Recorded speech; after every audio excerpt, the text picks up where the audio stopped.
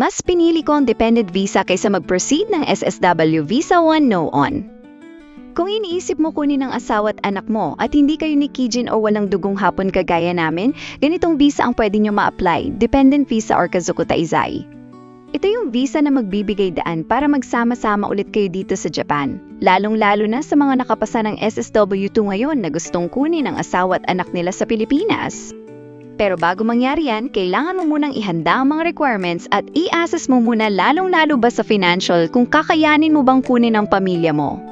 Kailangan ng stable income bilang SSW2 worker, marriage certificate para sa asawa mo, birth certificate ng anak mo, passport copies, at employment documents.